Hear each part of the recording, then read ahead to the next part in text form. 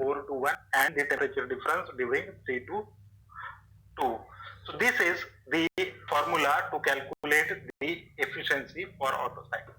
पर जब भी हम लोग ऑटो साइकिल की एफिशिएंसी कैलकुलेट करते हैं, टेम्परेचर्स ऑपरेटिंग इंजन के लिए मिलते हैं हमको, पर इंजन डिजाइन करते समय हमारे पास ये टेम्परेचर्स नहीं होते। तो हमारे पास उस समय एक फैक्टर होता है और वो होता है compression ratio.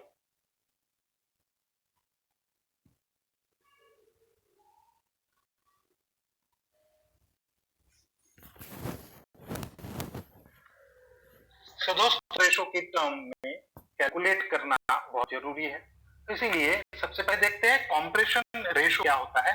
Compression ratio volume का रेशो है।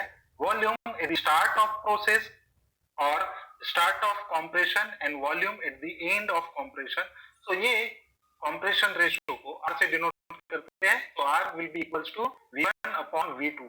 और जितना रेशो कंप्रेशन के टाइम पे होगा उतना ही एक्सपांशन के टाइम पर भी होगा। सो यहाँ पे देखिए वॉल्यूम V4 अपॉन V3 यहाँ पे होता है। तो कंप्रेशन रेशो का ये फॉर्मूला है, हमेशा याद रखिए। Higher volume upon lower volume यहाँ पे हम लोग लेते हैं रेशो में, यानी जो वॉल्यूम ज्यादा होगा वो ऊपर और जो वॉल्यूम कम रहेगा वो रेशो में नीचे लेते हैं। अब ये वाली जो पीवीटी के रिलेशन है, प्रेशर, वॉल्यूम और टेम्परेचर के रिलेशंस हर प्रोसेस में होते हैं और अलग अलग रिलेशन हर प्रोसेस में होते हैं, जो हमने डिटेल में पिछले सेमेस्टर में थर्मल इंजीनियरिंग में पढ़े हैं। अब यहाँ पर हम लोग डायरेक्टली फॉर्मूला देख रहे हैं, क्योंकि डेरिवेशंस हमारे सिलेबस में नहीं है, हमको डेरिवेशंस एग्जाम में नहीं आती है, इसलिए हम डायरेक्टली उस पार्ट को स्किप कर रहे हैं और फॉर्मूले पे जा रहे हैं। तो एफिशिएंसी, ऑटो साइकिल की एफिशिएंसी का फाइनल फॉर्मूला होगा 1 माइनस 1 अपॉन आर, आर यानी compression ratio two the power gamma minus 1। So write down this formula and learn this formula. This is the most important thing. और ये formula कहाँ से आया है?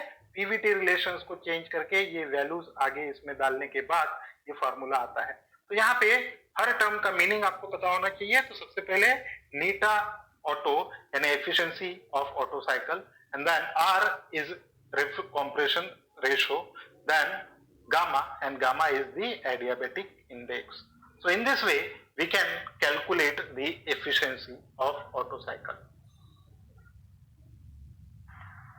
And in the end let's conclude what we have learned in this lecture. तो इस lecture में हमने क्या क्या पढ़ा? सबसे पहले हमने ये साइकिल की एफिशिएंसी देखी। So this is the efficiency of Otto cycle, and यहां से इस फॉर्मूले से आपको पता चल रहा है कि efficiency depend on the compression ratio.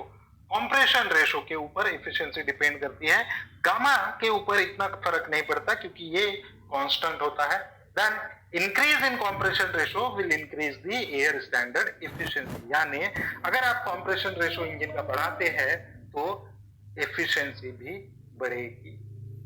And that finally this is the ideal cycle. इस साइकिल को हम इसी तरह से ऑटो साइकिल पे अप्लाई नहीं कर सकते, क्योंकि ये एक क्लोज्ड साइकिल है और सारे